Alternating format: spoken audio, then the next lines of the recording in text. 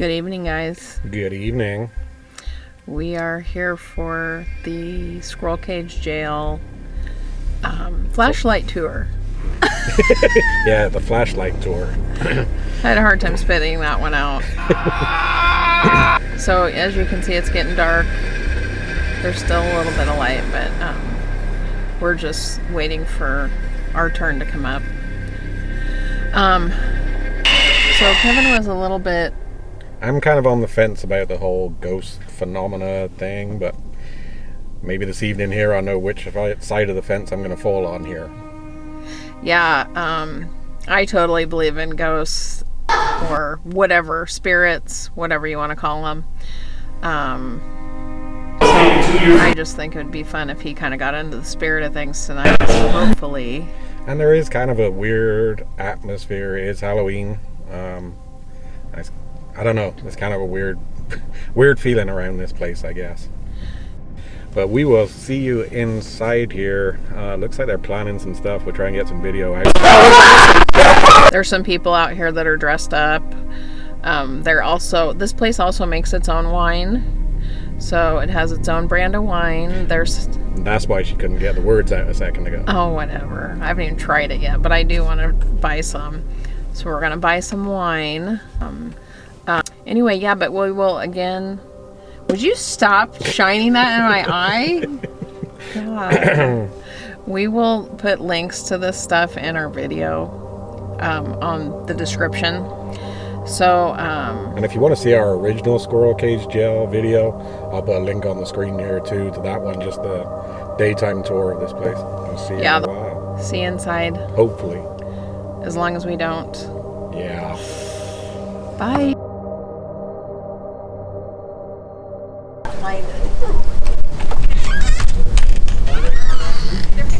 Oh my. Hello. Come on in.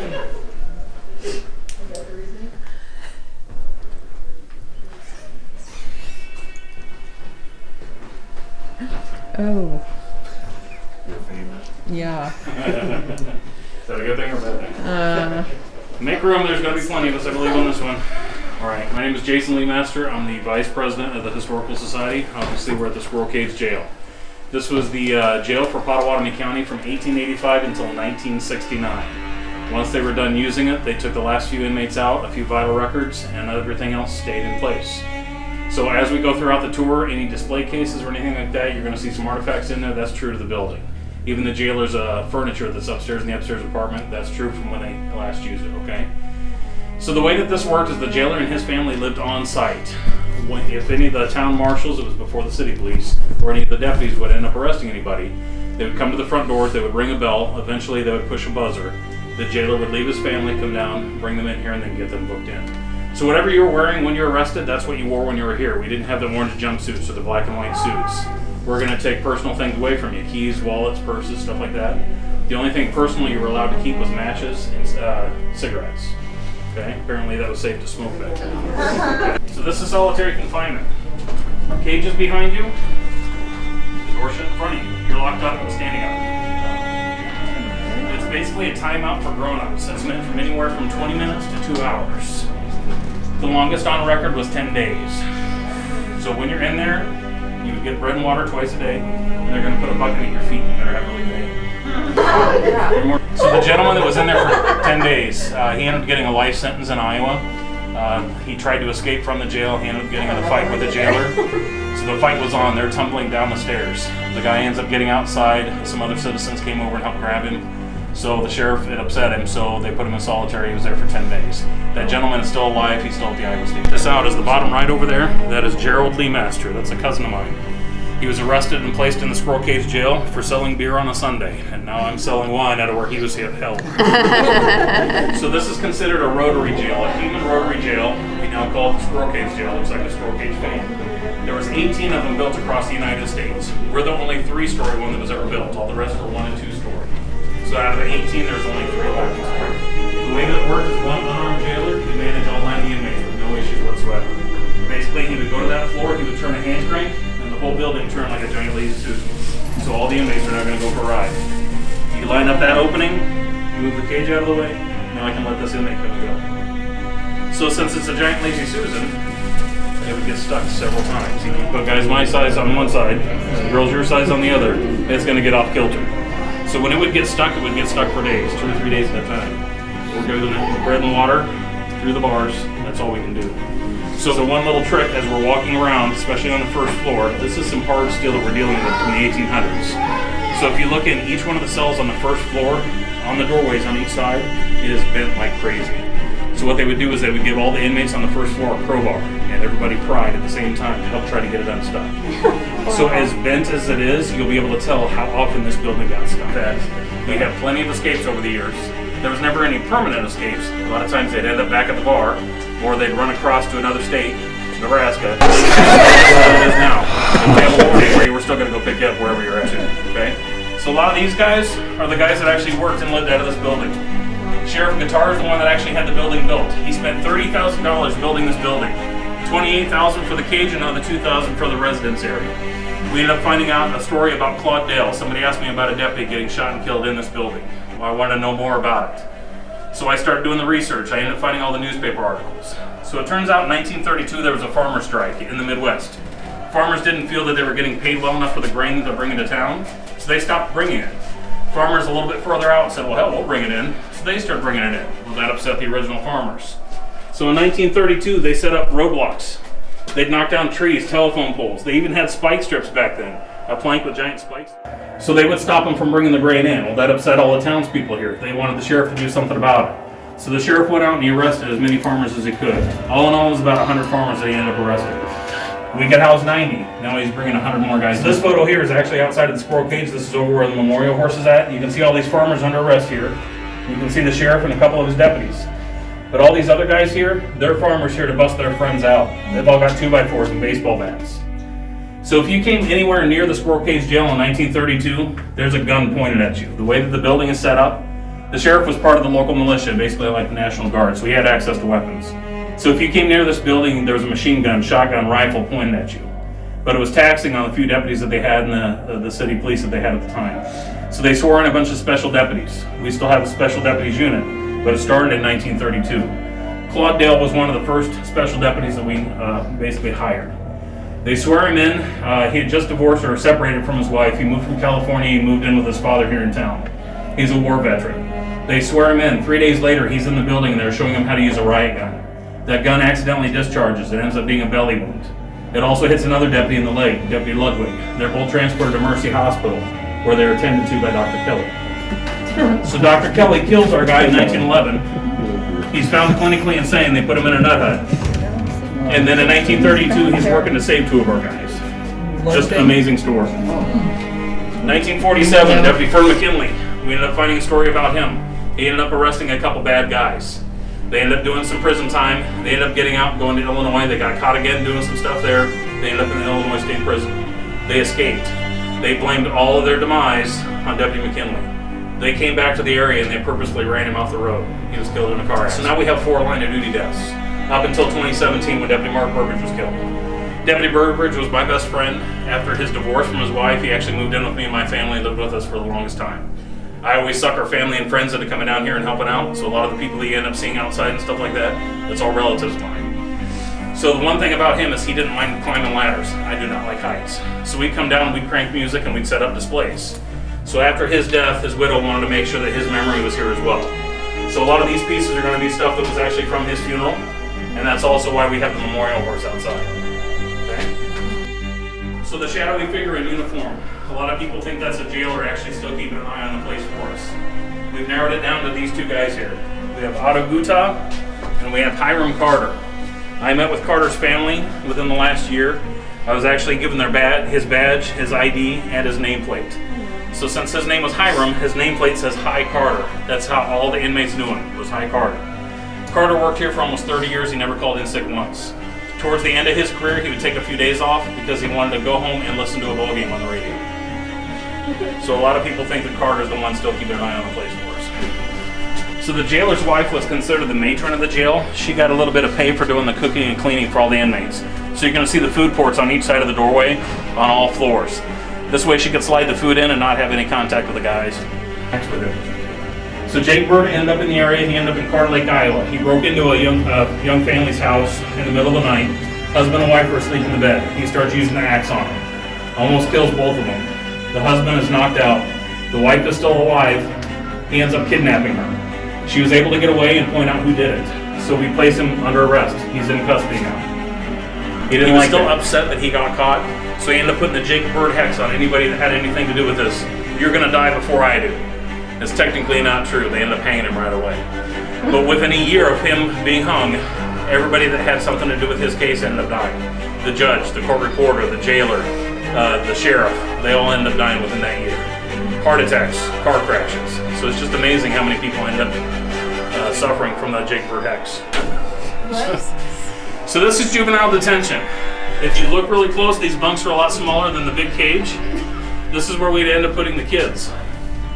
We could put a little bit more heat in here for the kids. Eventually, once we got steam heat and water, we added heat and water to the building. So they took a couple bunks out behind me. They added a toilet. Behind you guys, there's a shower back in the corner. So you were considered an adult if you were 16 on up. 15 on down, you're considered a juvenile.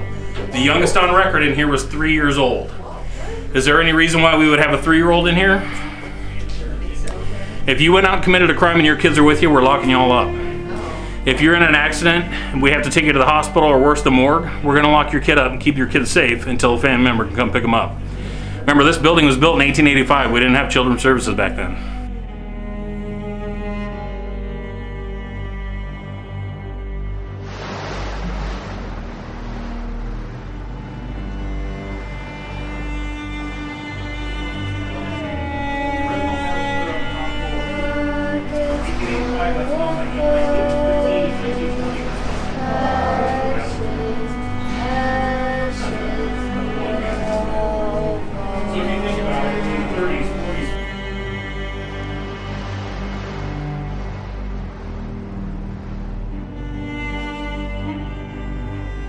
So they end up using this as an infirmary.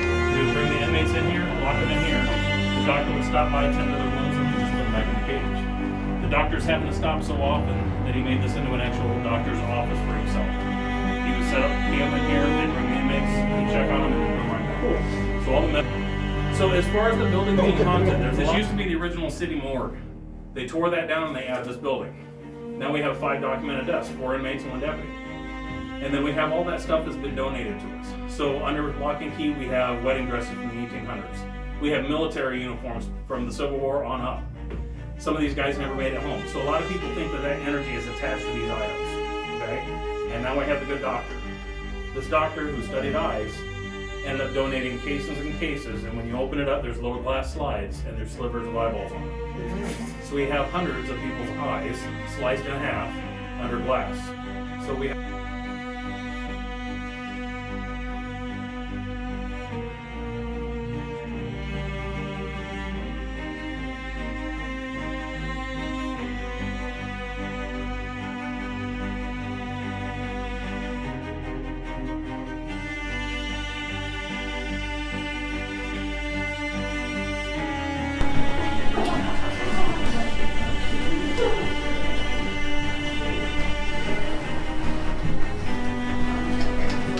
Have you ever experienced anything paranormal here? a lot of stuff. So a lot of times there's a shadow person that just kind of keeps an eye on you. Even during the day, it'll look like there's a shadow on the wall, and then all of a sudden it moves. The camera system, we had somebody that was keeping an eye on the place last night when we were doing flashlight tours, and I walked into the office to get ready for a tour, and there was an orb just kind of floating around in there. And as soon as I walked through it, it left. So it's almost like he's just keeping an eye on it and making sure that we're keeping this place safe. So there's been a lot of experiences here that I've felt. I'm law enforcement, I have been for over 20 years. And so to me, there's a reason for everything. And so I'm gonna investigate. So if it's a strange noise, I'm gonna go look, what fell. My wife is more analytical than I am, and she is a skeptic to beat heck. And she's seen plenty of things here that's like, what the hell was that? So it's just amazing some of the stuff we have here. So a couple years ago, right after we changed the jail back to as it was, the local news channel, Channel 17 for the Iowa Western, they wanted to do a story about the place and see what it was like. So this guy was calling and calling, he wanted to interview me. I set him up with our museum manager. You can talk to her, she'll show you the jail, we'll go from there. Well, right after I got off work, he called and he's like, you know what, I really want to get some video of what it looks like at night. Can you meet me? So I I gave him the quick nickel tour of the first floor and said, okay, let's get this interview out of the way. Well, he started messing with me. He's like, all right, you guys just mess with people. Nothing actually happens here. You guys have strings on doors, you have weights indoors. This is how you do this. No, I'm sorry, it's not. Well, this mannequin hand, it's moved. It wasn't like that when I was here earlier. Why did you move it? I got here when you did. I walked in the same time you did. I'm not gonna run down here an hour ahead of time just to move some stuff to mess with you. And so he thought I was messing with him the whole time. Well, we ended up in the apartment up here. And a lot of the stuff that we have under lock and key, a lot of the energy that's supposedly on these items, this is where a lot of the paranormal groups get a lot of their activity up here. Doors will open and stuff like that. And I love the doors open because we're standing by one of the doors up front and he's like, I think you guys are just messing with people. You're just screwing with people and this is what happens. About that time, that door swung open, about knocked him off anything. And then this music box here is from the 1800s in Geneva. It plays 8 separate songs. This music box is amazing, and I'll treat you guys to something here. So you're gonna wind it up by just pulling this back. You're gonna put energy into the spring. And then I can flip this switch and it'll play one song for us.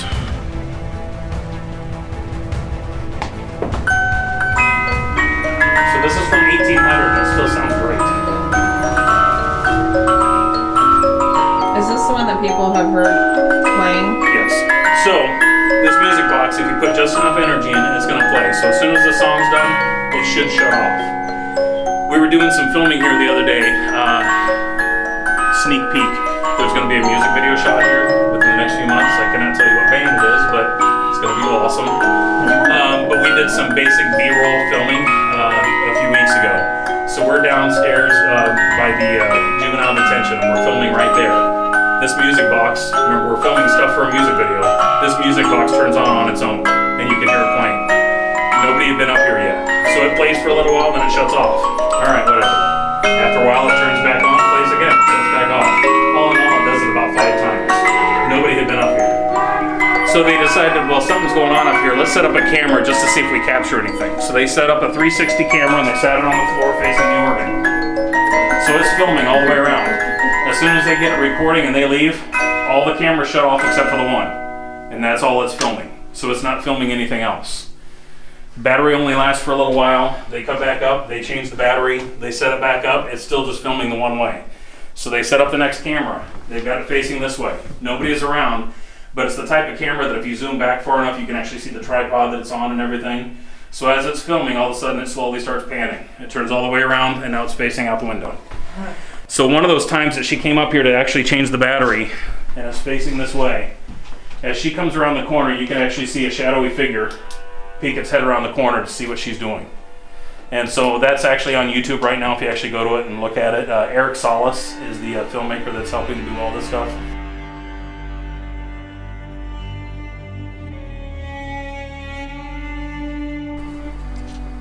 So here we are in our little fireside chat. Sorry it's been a while since we've made a video. Things have just kind of caught up with us the last couple of weeks, but this weekend we finally made it back to the Squirrel Cage Jail in Council Bluffs. And we went on Halloween night because I thought that would be A terrible idea. the spookiest. But it was a really awesome tour. Thanks to Jason the Master, and everybody there. Made it a really good experience. Yeah, and it's fun to go back because every time you get a different tour guide, you learn new things. So that was kind of interesting. We heard a lot of things we hadn't heard before. Yeah, for sure. And we're definitely going to go back there again in the near future, I think. Yeah, I actually told Dad tonight that we should take him. Yeah. So. So the tour, yeah, it was kind of scary. Tina find it more scary than some. You'll see some of the footage. Yeah, it made us both kind of nervous in there for a while. Yeah, and I wouldn't say anything really out of the ordinary happened to us while we were there. No. But the one thing you'll find in the video is that when Jason is telling us about a gentleman that wanted to interview him about the paranormal activity that goes on there, the man was very skeptical with Jason, and he questioned everything he was doing and saying that they were setting things up, and the guy's proven wrong basically, and it's just kind of interesting because it seems like the ghosts there don't want you to deny that they're there. Yeah. And we've kind of discovered that they have a mind of their own. Mm-hmm. Yeah, when we got back home, we got back to Lincoln around about 10:15, 10:30. When we leave the house, I've kind of got a habit, we've lived here for 16 years or so. I've kind of got a habit of just looking at the front door as we kind of go out through the garage, just to make sure it is locked. And I think Tina does kind of the same thing. It's where we put our shoes on and we just naturally look. And I don't actually remember that evening, but go ahead. When we got home, the door was not just unlocked, it was about halfway open. Yeah.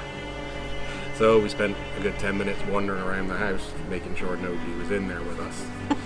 But we really didn't think too much about that at that point, I guess. And then Sunday, the day after Halloween, I was editing the video and spent a few hours putting this video together. And I kind of watched it when I was almost done, and it looked right. And then what we usually do is once I'm done editing the video, I kind of put it up on the Chromecast on the big TV so Tina can watch it, things, tell me what she thinks. And there was a scene missing from it at that point. But there was a few things missing, even before that. There was one scene actually missing, and then as we went through, we got about 5 or 6 minutes in, and all of a sudden there was about a 20-second gap. I don't know, everything from about 5 minutes on had moved about 20 seconds away, which was kind of strange.